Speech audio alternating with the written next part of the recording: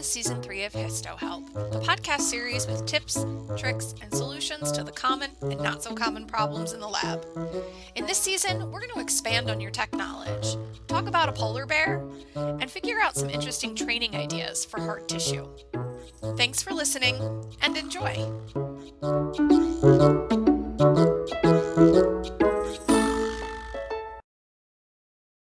Welcome, everyone, to this episode of HistoHelp. I am with Linda Culpepper, and Linda has been a regular presenter with NSH, and she's joining us for this HistoHelp episode to share an interesting tip, which definitely piqued my interest when I saw it. So, Linda, welcome, and share a little bit about this carrot thing. Okay, well, I'll be glad to do that. I very much appreciate this opportunity. Just to tell you, I'm here in Wilmington, North Carolina at New Hanover Regional, which has just become Novant New Hanover Regional. So we're very proud to be here. We had a situation a few months ago where some of the histotechs, the night shift, they do most of the cutting, were telling me, oh gosh, the bone blocks they're just so bad, they're just great wailing and gnashing of teeth. Everybody's sick and tired of it.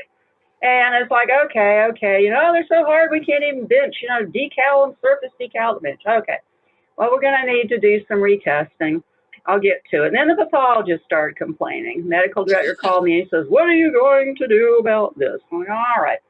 Well, we're going to do some process improvement. And let me think about, how we're going to do it. You can talk about decalcification theory and practice until the cows come home.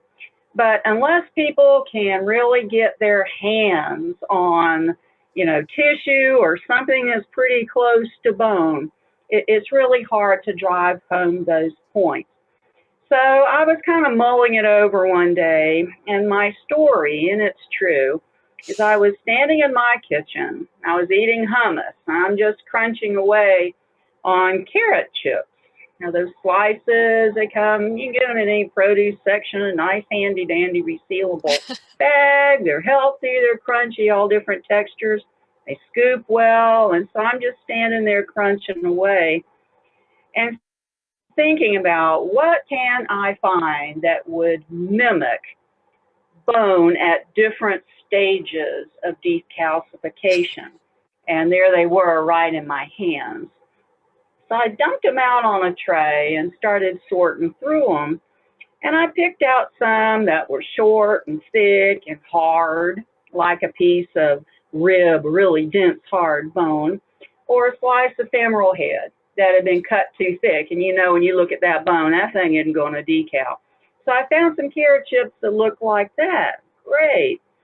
I found some that were of the proper thickness and they were bendable, but they still had firm, hard areas in them. I'm like, I can make use of that. Some of them, it's like the Goldilocks tail, were just right. They were of uniform thickness. They were nice and bendable, and I held them, both hands between thumb and forefinger, applying gentle pressure. That's my technique. Perfect. I found some that had minor defects in them. Little hairline fractures. Great, because they look like pathological fractures, where a PA might submit that piece of femoral head that had a pathological fracture. Pathologist needs to see that. Great. Found some in the bag, of course, that were split. They were visibly damaged, and it's like, aha, those look like they've been handled improperly. So for the project, I made up one of my infamous training checklists.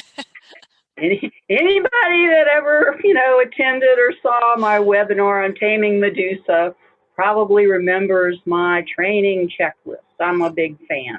And pimento so I made cheese. Up this.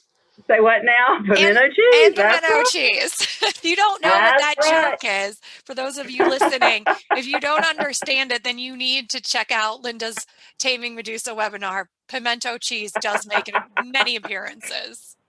So along with the checklist, I kind of made up a little spiel. Okay, well, this is what I'm going to talk about, decal endpoint. How do you, what's going on? Why is it so important? So I set up some meetings. I met one-on-one, with some of our younger techs and some of our lab assistants, and then some of the senior techs have been around. We just gathered off and on back in the processor room and went through the process. We discussed all kind of things. And what I'd done is I laid out paper towels and I had labeled them, not ready, almost ready, ready, Hmm. artifacts. And so I'd already sorted out carrots into each pile, labeled as to what they were. And we started talking about things. We talked about artifacts and how to avoid creating them. Because to paraphrase our dear friend and mentor Lamar Jones, when you add something to a specimen or a slide that wasn't already there, you have created an artifact. And today's artifacts become tomorrow's facts. So Hmm. we don't want to damage our, quote, tissue or carrot chips. So after we'd gone through everything, I said, all right, now get your hands on them. Go ahead and pick up and feel these different carrots. And of course, it's not perfect. I know everybody's going, good Lord. But no, you really can. If you go through something like this, pick out similar textures. And anybody that is familiar with assessing decal knows, there are very distinct phases. And so these carrot chips mimic them pretty well. But the really good thing was that our lab assistants, who were so frightened to do this, and I understand, and they were frightened that they would mess something up. I said, pick up those chips. We're never going to bend and twist a bone specimen, but go on and bend them and twist them and see what the tolerances are Hmm. in this carrot chip. Because once you kind of build that muscle memory, practice holding them between thumb and forefinger, both hands, with that gentle bending action. And pretty soon people start, yeah, I see this. And then I said, now go ahead, and be a little rough. Go ahead and see what happens if you bend too far. Or if you got your thumbs poked up and say that spongy area on that femoral head, that's just about ready. And let's pretend this one's ready. Want to poke your thumbs up in there and see what happens. Well, sure enough, the carrots would either crack or they'd split and the thumbs went through. And I'm like, bada boom, there you go. So, we actually had a lot of fun. A lot of our specimens bit the dust, but that was okay because people got a feel for what they're looking for. And we had a lot of good laughs. Some of the older techs, we've all done it. We've all made that mistake. And so it was a good opportunity. People say, yeah, I did this once upon a time, and you don't want to do that. So in the end, our young techs felt better. Our lab today, we're like three months in, I believe. Nobody has any fear of testing those decals. We test them at 3 times a day. Hmm. They change the decal solution. We're tracking all of this. The proof is in the pudding. There's been no complaints from the pathologist. No specimens have gone back for reprocessing. I think there's only been 3 or 4 blocks in 3 months that even required a little bit of surface decal on the bench. We revised our processing timetables and talked with pathologists. I said, hey, here it is. It's garbage in, garbage out.